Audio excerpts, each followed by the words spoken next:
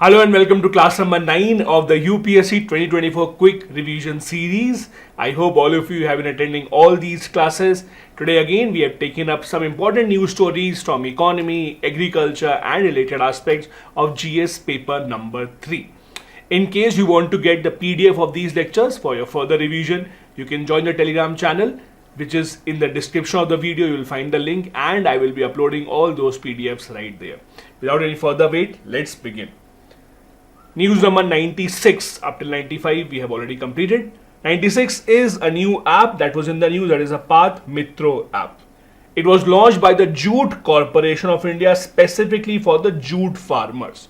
So as you know, India has been one of those countries that has a good number of production of jute. In fact, pre-independence, when India and Pakistan used to be one, it used to be even more. After partition, the area of East Pakistan, that is today Bangladesh, they got a lot of jute producing areas, but there is a significant population of jute farmers in India, and this is a material that has been neglected for quite some time. People have opted for other things.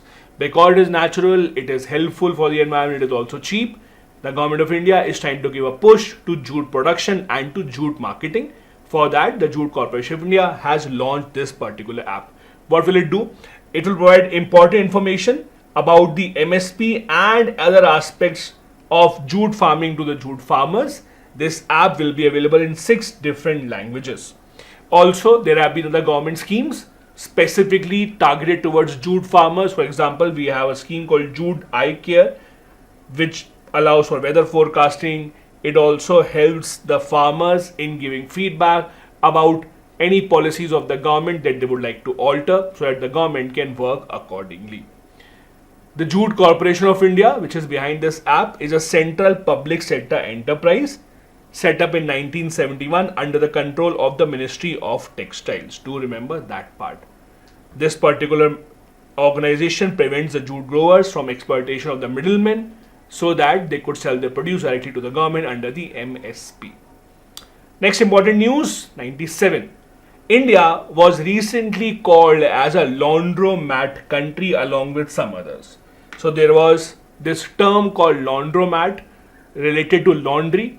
So basically there were some countries that are targeted mainly by the Western media by saying that these countries are taking advantage of the Russian sanctions, basically American sanctions on Russia. They are buying Russian oil and they are then selling this oil to the European market. Because Europe cannot buy oil or gas directly from Russia. So what they are doing is they are buying it through other countries, in which India also featured as a laundromat country. This is again a name that is used, or that was used rather, to refer to those countries that purchased Russian oil, processed refinery products and then sold it to the European countries to earn a profit for themselves. This is a result of a report by Finland-based group called Center for Research on Energy and Clean Air. There were other countries also named in this category: China, Turkey, UAE and Singapore. UAE is an interesting country. See, UAE is a country that has a lot of oil of its own, but still it doesn't really harm to make any profit. So they have also been named amongst those countries that buy oil from Russia, refine it, purify it and then sell the end product to Europe. So Europe indirectly is again buying the cheap Russian oil despite the sanctions. The report said that Indian sellers and European buyers have been trying to circumvent through Gujarat refinery owned by a Russian oil company called Rosneft. They said that the Russian products have been whitewashed and 3.8 million tons of oil was exported by India to countries in Europe, G7 countries, Australia and even Japan. So on paper, European countries would want sanctions to be imposed on Russia, but they also know that in order to get cheap oil or oil below the market price, they have to get Russian oil somehow directly or indirectly. Next news stories. Concept of off-budget borrowing was a lot in the news. In fact, the CAG in its report said that the government should not resort to off-budget borrowing. What exactly is this? So basically, the government has to borrow some money from the market. But you all know the government cannot borrow money easily because there is a target under the FRBM Act that they have to reduce their fiscal deficit. So government has to find a loophole. So what the government does, rather than the government borrowing money from the market, government asks government owned companies that you go and buy or you go and take loan from the market. This is called off budget borrowing. When a government company, an enterprise owned by the government, takes money from the market or takes a loan from the market and not the government directly, and that particular loan will be given back by the government budget only. It's not that somewhere else the money will come in. In order to give the loan back, the government only will give the money. The government is doing this just to make sure that in their own balance sheet, that loan is not written. That is called off budget borrowing. So that the budget looks better. It does not seem that the government is borrowing a lot of money, but in reality, it is the government only that is repaying that. This is the concept of off budget borrowing. The CAG has spoken up against this. The CAG says that this is not the correct practice because this does not give a correct picture of the fiscal indicators in the country. It does not give a correct picture of the Indian economy, and the government's cash flows will be skewed if a lot of money will go into just repaying those particular loans that were taken by government entities. So these off-budget borrowings, as I said, not directly taken up by the government. An example can be Food Corporation of India. They have a huge subsidy bill. So Food Corporation of India buys food grains from the farmers at the MSP. Then they sell it to the poor people at a very low price under food subsidy programs. So the difference that they have to make up, how do they get that money? They take money from the market or they take loan from the market. This is called off-budget borrowing. Government only will repay it back, but it is not on the government's balance sheet for now. Why does the government do this? Because the government wants to project that it is still within the target range of the FRBM Act. Also, it wants to avoid the concept of taking loans beyond a certain limit, because the constitution does not allow you to go beyond a certain limit to take loans. Also, the government might face certain delays in grants and deductions, etc. Government wants to circumvent all that process and rather ask the government companies to take up the loans. These can be in different ways, like National Savings Scheme. It can be taken from government bonds. It can be taken in other different ways. So off-budget borrowing can be in different ways. Next news from international politics or international economics, that is global minimum tax. Countries around the world are fed up with big tech companies that have a presence in nations around the world, but they give tax in only those countries where they have their headquarters. For example, you will see a lot of tech companies have their headquarters in Ireland. The reason is that Ireland does not charge a very large corporate tax. So what these companies do, they operate around the world, but then when it comes to paying taxes, they say, oh, we are headquartered in Ireland, we'll pay tax in Ireland only. And Ireland will charge a very low rate of tax, so it's attractive for these companies to set up their headquarters there. So now what has happened? Countries around the world came together, they were fed up of this, and they decided that there has to be a minimum rate of tax imposed on these companies. What did they decide? The minimum rate of tax should be 15%. So basically a minimum 15% corporate tax should be imposed. Not just this, the tax money should not just go to that country where the company has a headquarter. So Google, for example, let's assume has an headquarter in Ireland. That does not mean that all their taxes should go to Ireland only. Because Google is earning money from all countries around the world, from India, from US, from European countries, African countries, Australia. They're earning a lot of money with ads, etc. It's not fair that they don't pay any tax to India or Japan or Australia and they only pay tax to Ireland. So number one, have at least a 15% tax rate, and number two, divide the money in the countries where the companies have sales and not just give it to the country that has headquarters of these companies such as Apple, Google, Facebook, etc. That is the entire aim. 140 countries came together because again, this is a big source of revenue for the nations around the world. Especially for smaller nations, this revenue that the tech companies can give in the form of tax can be a huge boost for their economy. So again, as I said, there are two things that were focused on and we'll discuss those. First pillar, that the money should not just go to the place where they have headquarters. A quarter of any profit, so 1/4 of any profit, that they make above 10% threshold. So for example, let's say Google's profit is 100 crore rupees. So remove 10% of it, remaining is 90 crore. For the remaining part, 1/4, that is about 25% of this, should be reallocated to countries where they had earned their money from. That is the idea. Whatever profit that the companies make, 10% you remove, the remaining one, at least quarter of that, should be divided amongst those countries where they had sales, where they earned that money in that proportion, they should pay the taxes. Not just one country where the headquarter is, should be benefiting out of it.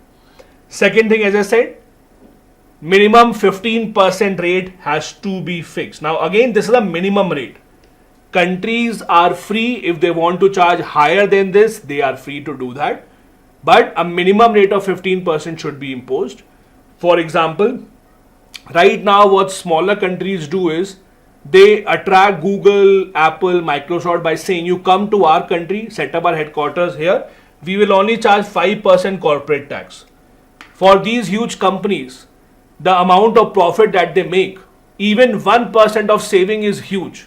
So when someone says instead of 10, 15, 20%, I'll charge 5% tax only, these companies are very happy to shift their headquarters. And that is why, to create a level playing field, minimum tax of 15% should be imposed. The countries can go higher than that also. Is it applicable to all companies? No. There are some companies on which this deal will be applicable. The companies that have a global sale of above 20 billion euros or $23 billion and the profit margins above 10%. So if they have a profit margin of above 10%, those are the ones that will be covered. Only the companies that have a global sale of over 20 billion euros will be covered. So mainly Amazon, Google, Apple, Facebook are the ones that will be covered under this provision. Next, news number 100. The government of India has been giving quite a push to ONDC, Open Network for Digital Commerce. Now, what exactly is this? The government of India is trying to create an even playing field for the sellers, the merchants in India. Let's take a simple example. Let's say that I am a shopkeeper in India and I sell mobile phones. Now, either I just have an offline shop or retail shop where people can come and buy, or I can also list my products on Amazon, Facebook, etc. or Flipkart, etc. In India, if I have to survive, I have to sell it online as well. There are two prominent websites, Amazon and Flipkart. But when I list my products on those websites, they take a very high commission.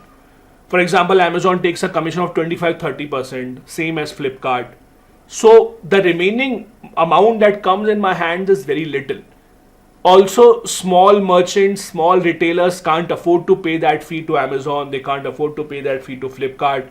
So what happens in this case, not every retailer has the money or has the financial backing to operate on these online platforms. So they are at a disadvantage. So what the government did was, government started its own platform called ONDC. It's similar to UPI for e-commerce. So it will be a platform where, let's say, if I'm a seller, I can upload my products on this platform. It is maintained by the government, so there's no fee. There's a very minimal fee that they will charge to make the entire platform viable for its maintenance, but there's no high fee charge. What it will do is, it will actually make sure that we are on an even level playing field with everyone else. Now, it's not the same as Flipkart or Amazon. The reason is, on Flipkart and Amazon, they also provide you delivery services. You don't have to worry about that. ONDC will not give you any delivery services, etc. You can just make your business come online. You can just make sure that you have an online presence also, without having to worry about paying a very significant cut from your margins. That is the entire idea of ONDC.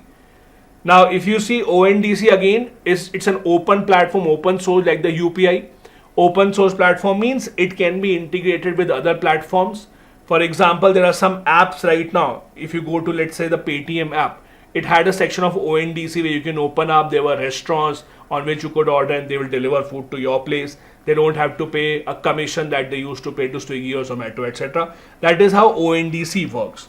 So again, it's an initiative to promote open network, exchange of goods and services, connect buyers with sellers without charging a high fee in return. This is open network for digital commerce. This is an open source software. Open source again means it's free for everyone to use. You can modify it as per your requirement and you can then use it, adopt it as well. It's mainly being done so that this duopoly of Amazon and Flipkart is broken, and there are other platforms as well. Because right now, if you have to sell your products online in India, ultimately you have two options only, Flipkart or Amazon. So if both of them decide to charge a high fee, you can't really go anywhere else, you have to give that fee. So to avoid that from happening, this is the platform, or this is the idea that has come up. It's a non-profit company established by Department for Promotion of Industry and Internal Trade, that is DTIIP. Now please understand, it is established by DTIIP, but it is considered as a private company only, not for profit. Incorporated in 2021. The government's idea is to give a push to businesses, especially small businesses, to come online. It's not an application, again, it's not an intermediary, it's not really a software set. It's more of a platform to connect buyers with sellers with as little commission as possible in between. The commission will only be charged to make the platform viable. Whatever expenses that will be incurred for the maintenance, only for that. The government is not regulating it, the government is not really using it as their app, etc. It's just to help buyers connect with the sellers. It's also known as the UPI for e-commerce, to democratize digital commerce, making it easier for offline businesses to come online, to catalog their data, manage their inventory, create all this online platform. Creating this platform on their own would have been difficult, so the government is trying to help them with this. Also, it will enable buyers and sellers to be digitally visible on this open network. Now, the problem with this case will be the government websites. For now, we have seen that it's not of as great a quality to compete with the private sector.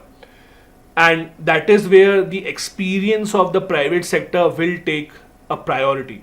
For example, when you go to Amazon or Flipkart to buy something, it's a pretty easy process. The website makes it very easy. Very rarely would you see any glitches with these websites. There are thousands of engineers working every single day to make sure that these websites remain live. There are no issues as such. Would that be possible with the government ONDC? That remains to be seen. Because when you have a website or a portal that is used by lakhs and crores of people, to ensure that it does not have a downtime, it's a big challenge. It's not to say government cannot do this. They have done this with UPI. There are crores of transactions of UPI every single day, and barring very, very rare circumstances, you do not see UPI being down or UPI having a downtime. So ONDC will also have to prove that it also has a similar capability. It's a platform, portal, so obviously it will need some funds for its working, for its maintenance, for engineers who are working on this. Source of the funding basically will be allocation of shares, because it's a private company. Small fee will be charged from the platform. Anyone who is coming online will have to pay a very small fee to make this a self-sustainable financial model. That is the entire idea. The government also has launched an ONDC Academy. ONDC Academy, as the name suggests, is to educate people, buyers, sellers who would like to use ONDC, educate them about how to use it, how to take advantage of this, how to grow a business using the ONDC platform. So the ONDC app, or ONDC Academy rather, is launched in collaboration with National Stock Exchange Academy, which works with National Stock Exchange. As you know, National Stock Exchange has an academy which again teaches people about the stock market, how to work there. It will provide educational, informative content for buyers, sellers, logistic providers as well. It will allow them to use the ONDC platform to its complete potential. It will also give certificates on completion of courses. Like the NSE also gives certificates. If you want to do a course on stock market, you can take up courses from the National Stock Exchange Academy. Based on the completion, you get some certificates, and the same will happen with the ONDC Academy as well. Next news is a phrase that was discussed quite a bit, the Goldilocks scenario. Now, a few years back, the UPSC in the prelims examination asked a question. I think it was, if I'm not wrong, 2016. They asked a question. The question was, what do you mean by Goldilocks zone?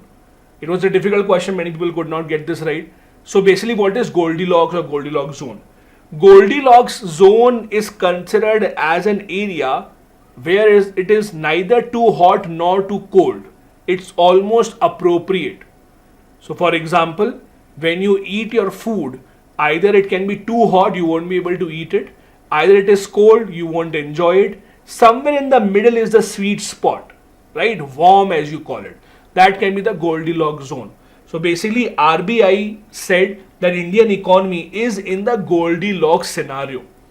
What they meant by Goldilocks scenario means our economy is neither too hot, means doesn't have high inflation, nor too cold, means is not really decreasing in GDP growth. So we are in a zone where it is absolutely fine. The economy can go on like this and it will not really create any trouble.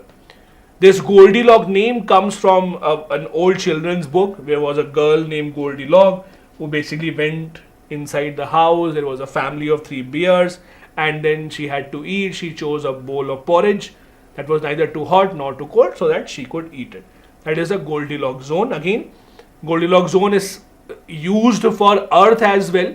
So in our solar system, the place where it is possible for human life to sustain, that is called a Goldilocks zone. So for example, Earth has life, and if you ask a scientist, they say that the only planet that may have a chance of life, that is Mars, because this is the Goldilocks zone. This is the only zone in the solar system where the temperature is not too high and not too low. It is possible to sustain life. So that is a Goldilocks zone, where you are just at an appropriate distance to support liquid water and have life as well.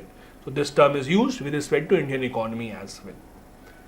Next, another thing in the news with respect to economics was the Lewis model. There was a big article on this. What do you mean by Lewis model? Mr. Lewis, a very well-known economist, he won the Nobel Prize in Economics in 1954. What did he say? His idea was, in order for the developing countries or underdeveloped countries to grow, they can use their labor, the unlimited supply of labor that they have. If they can nudge the neighbor away from the farms or away from agriculture and put them towards industry, by giving them just minimum wages, it can lead to their development. When he gave his thesis, he specifically mentioned India.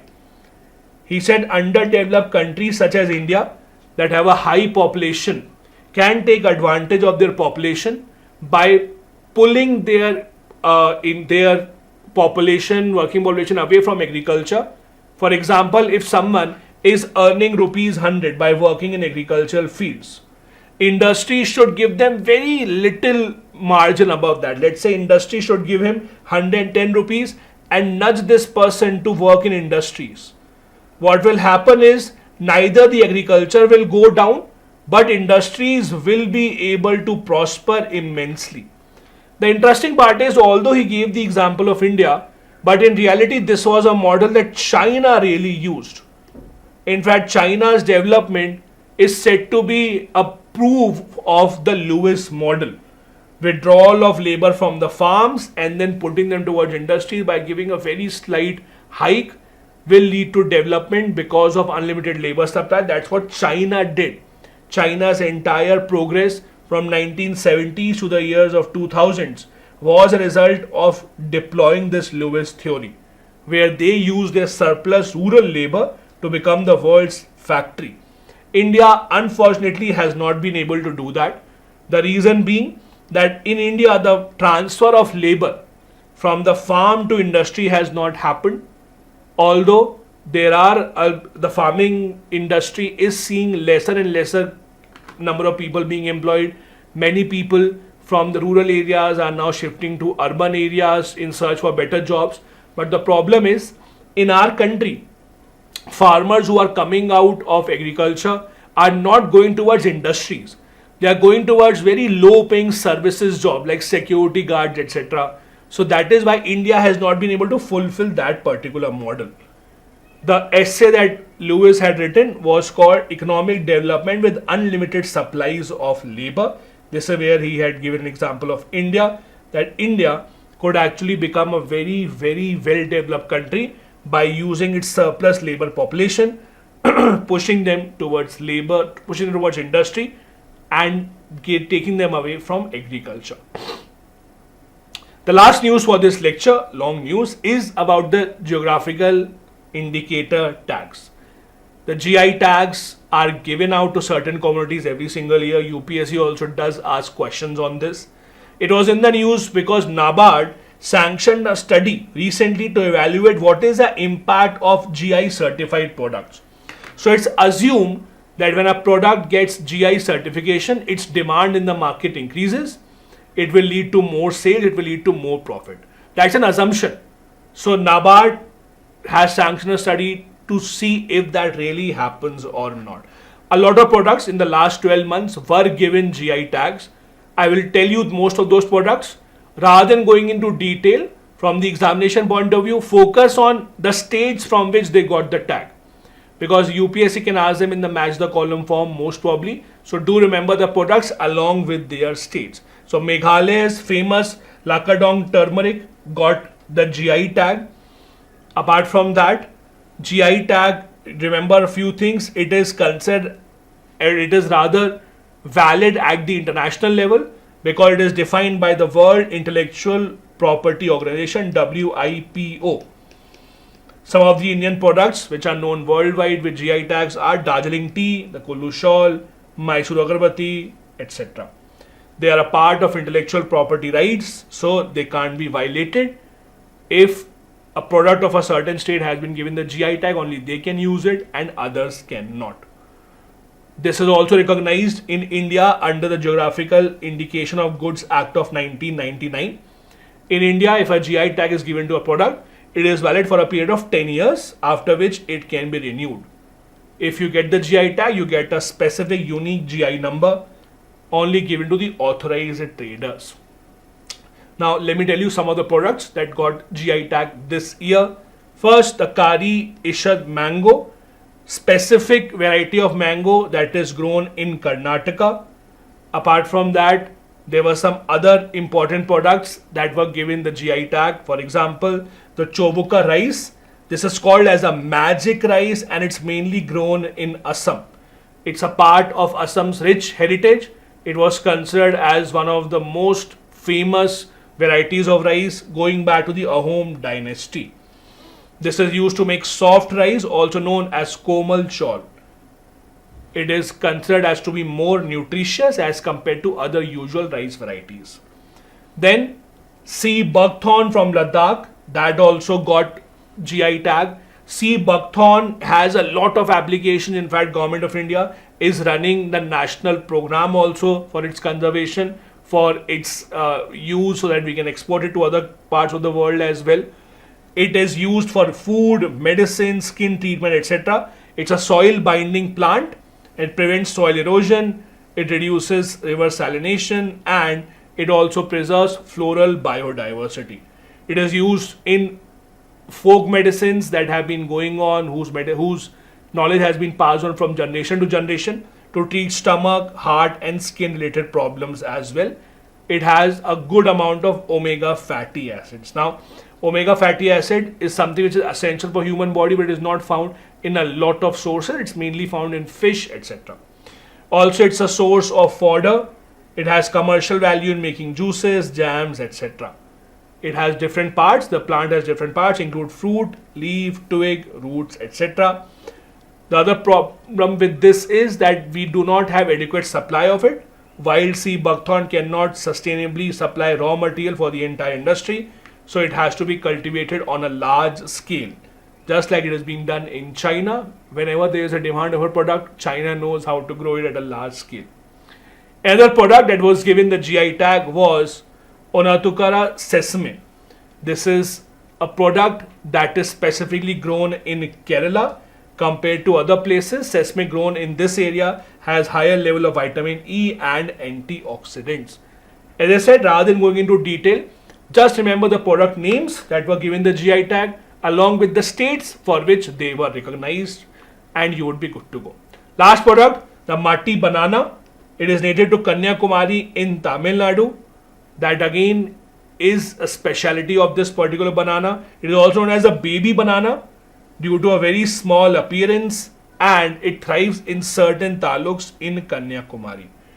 It has a very low soluble solid content, and that is why it is recommended as a baby food as well in many parts of the country. This brings to the end of this class. I hope you learned something new. Join the Telegram channel where you will get the PDF of this lecture. Join me at 6 p.m. tomorrow for the next class. Have a good day. Jai Hind.